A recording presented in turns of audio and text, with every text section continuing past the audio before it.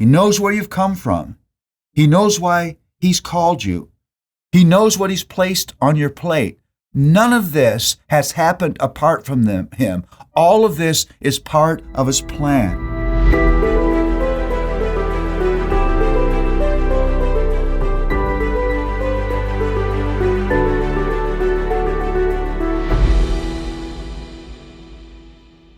Well, we find ourselves in Exodus 6:14 through 30. I have entitled this passage, Identity and Calling. God knows who He calls and why He calls. Now, in verses 14 through 30, you have this rather lengthy genealogy, which I won't read for you with all of the strange-sounding Middle Eastern names. But let me read the last couple verses. These are the Aaron and Moses to whom the Lord said, "Bring out the people of Israel from the land of Egypt by their host." It was they who spoke to Pharaoh, king of Egypt, about bringing out the people of Israel from Egypt, this Moses and this Aaron. On the day when the Lord spoke to Moses in the land of Egypt, the Lord said to Moses, "I am the Lord. Tell Pharaoh, king of Egypt, all that I say to you." But Moses said to the Lord, "Behold, I am of uncircumcised lips. How will Pharaoh listen to me?" Now, here's what you need to understand about the biblical genealogies. They have been recorded and preserved for us for a reason. Genealogies are not something you should sigh at when you come across one and quickly run away from. You should read genealogies like an archaeologist, digging through the bones, because there are bones there, looking for what you can learn about God and the people He chooses to call to His work. The genealogy that is stuck here only connects 4 generations from Jacob to Moses and Aaron. And that's the way it is with most genealogies. They are selective. They are not comprehensive or exhaustive. So this genealogy starts with the descendants of Jacob and ends with Moses and Aaron. And there's a reason for that. It connects Moses and Aaron to the patriarchs, Abraham, Isaac, and Jacob, to whom God made His great and irreversible covenant promises.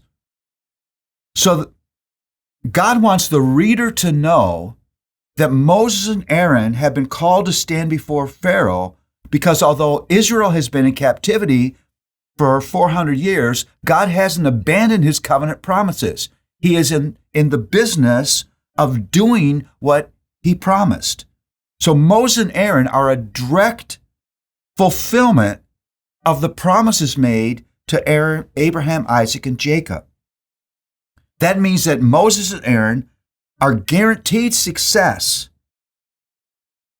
because the nation of Israel would be the vehicle by which God would continue His plan, which would ultimately result in the sending of His Son, Jesus. Second, this genealogy functions to reassure the reader that God knows what He's doing. He knows exactly who He has called. He knows who they are and where they have come from, and He knows why He has called them at this time and place to do His work.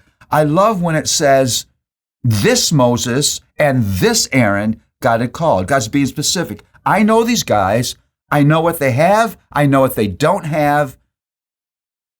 And I've called them to this time and this place to do this work. It's beautiful. The calling of fearful Moses is not a grand mistake. It has existed in the plan of God for generations. And this is true of you too.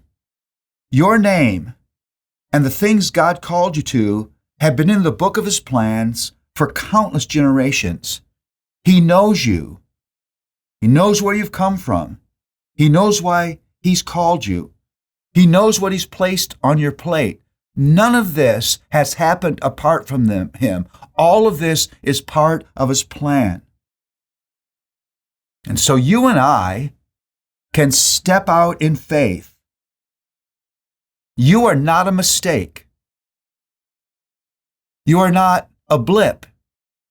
You are part of God's great eternal plan. Your little story has been embedded in the grand story of redemption.